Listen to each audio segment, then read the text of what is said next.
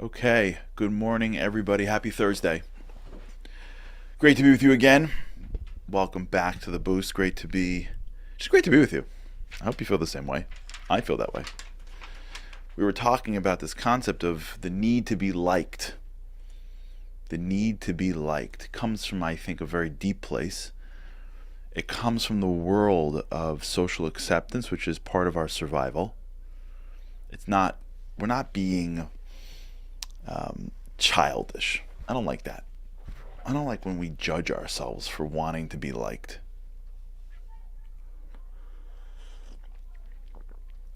It's not fair. Social acceptance is built into who we are. It's part of our survival techniques. We need social acceptance in order to survive in this world. It's how we were raised. We were raised in like cohorts of kids that we were forced with. Right? Like, look at how you were raised. If you went to school, for all the good that it does, there's a lot of baggage that you get when you leave school. Just how it works. Depending on the school you go to. And you can have that baggage for a long time. And one of the baggages is that you get stuck with kids that were just born the same time you were born in the same area you were born with. You don't choose your friends when you're in school. Maybe if your class size is big enough, you could find a niche. But I don't know. It's a forced environment in which kids are pitted against each other. Not on purpose, but they are. They are. What do you expect when you take a class and then you take a test and you're in fifth grade? You don't think everyone talks about their test scores? It's a competition. When you have to pick a certain kids to play in recess, and a certain kids to play on a team, and a certain kids to do mock trial, or certain kids to get in this club or that club or this camp or that. What do you think happens? You live in a world where if you're not socially accepted, you're in a lot of pain.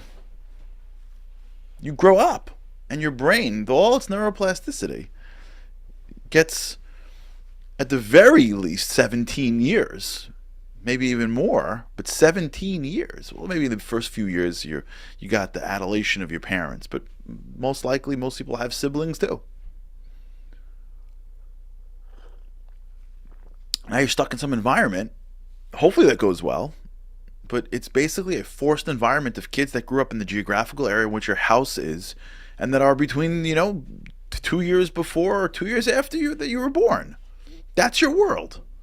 And if that year you got great kids that were nice, then your experience is one thing. And if that year the kids that grew up in the neighborhood down the block, they got mean kids, and if that year the kids that grew up in the neighborhood are smart, I don't know. We grew up in a world where, like, whether you like it or not, your brain is constantly digesting social acceptance. And by the way, if you were successful in this area, it's a liability when you leave. I'm just letting you know, it's a liability. The kids that go to high school, and by the way, when I say go to high school, you may think not relevant. You could be 50 years old and still your head still got a piece of high school in there. And the reason why some people can't seems to never graduate. There's some people that just never graduate high school. They're always back in high school. Because high school is a weird world where you're young enough to be super impressionable, but old enough to be more cognitively aware, and you're stuck in this world, this microcosm of society. Where in this little microcosm, you have everything you need. You have like a social, like it's a little tiny like survivor island called your grade.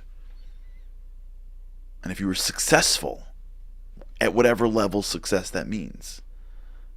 And you were in a school where athletics was valued and you were an athlete, you were successful. You may have done terrible in school, but you were successful, you were respected, you were valued. If you were in a place where academics or whatever it is that was the driving force. And some people it's relative income of their parents. You didn't do anything even. It's not even like it's not even like you practiced, your jump shot for every single Sunday your whole life. You just happen to be born to a family where there happens to be a parent that makes money, and in this world, because you have that, you're valued.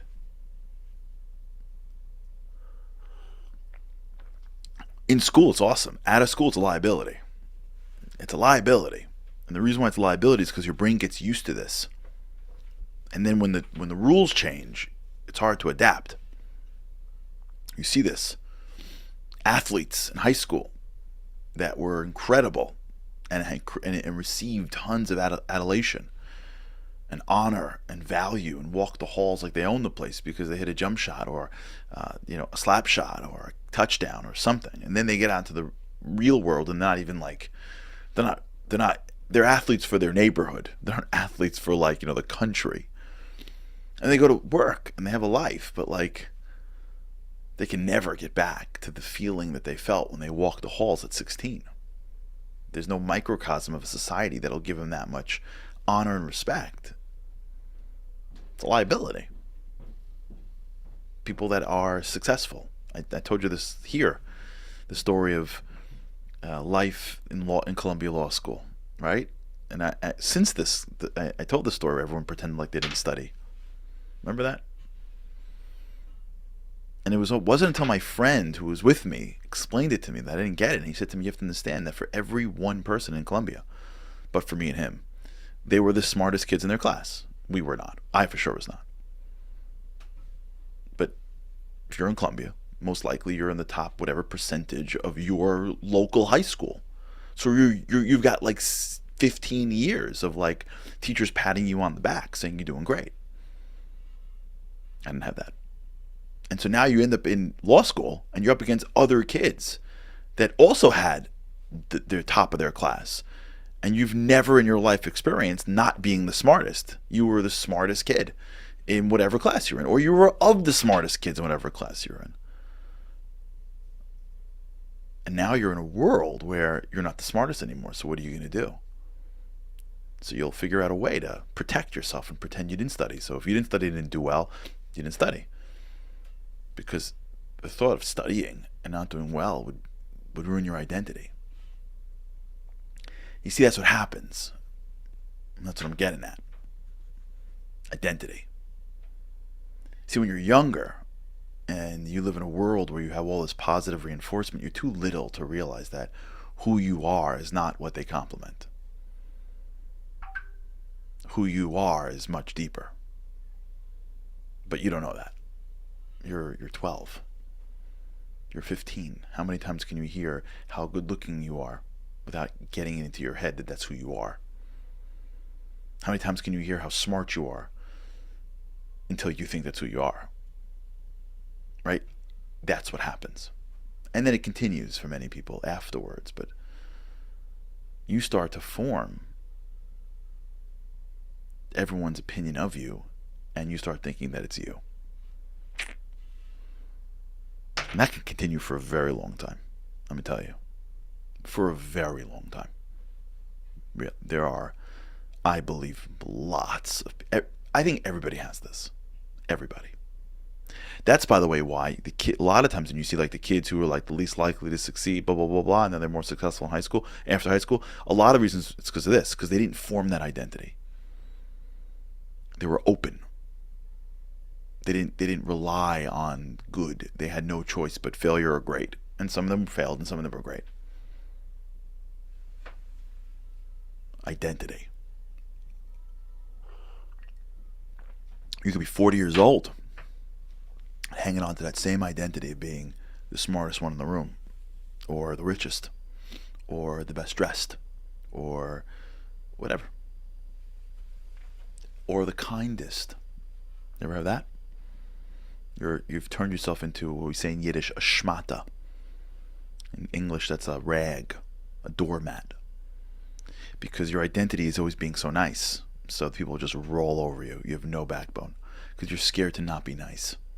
Because if someone doesn't think you're nice, you're going to collapse. Because that's who you are. Does this sound familiar? We form identities when we're young. And then as we get older, we form them or reform them, whatever they are. And then we try to maintain them for a long time. You see people that have achieved incredible wealth and success, and they go through very hard times afterwards when that goes away. Now, for those of you who are a professional athlete, it's a lot harder, right? Because you didn't play in high school. You played in college, and that's 100 times bigger, or you played in the professional league and that's 1,000 times bigger, and then one day you woke up and you were just too old and nobody cares. That's depressing. This happens sometimes to people that have achieved incredible wealth. They were the man.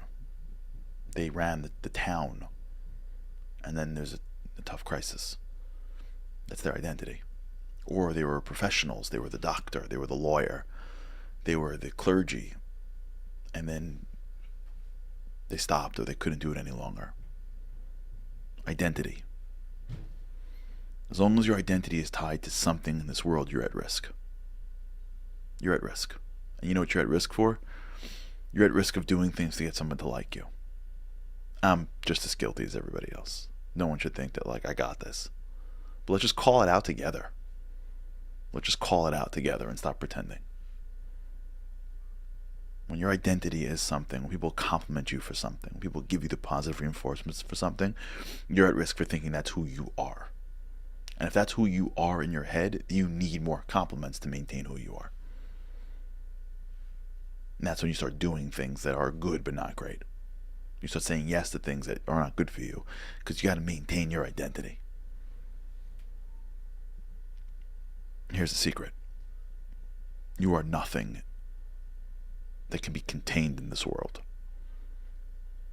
You may have things that people can compliment, but who you are is a piece of God that can always change, that can always adapt, that is in no way going to belittle itself to being something physical. When we identify with that, which is a lifelong journey, everything changes. Here's some homework for the weekend. Just listen to the voice that tells you who you are. See if you can figure out who you are, who you think you are. At least if you figured it out, you'll be able to at least see it happening. Because you can't beat it if you can't see it. All right, everybody, have a great weekend. With God's help, I cannot wait to see you again next week. Have a great weekend. Living on a lifeline, the world doesn't ever seem to change. Looking for the sunshine, but you're caught up in the rain. It's like your eyes are wide open, but you cannot see. You're watching life pass you by like 1, 2, 3. Walking in destruction, the winds of life blur your vision. All the devastation forever feels like you're on the run. It's time. No one else can set you free. You're locked inside, and only you have got the key.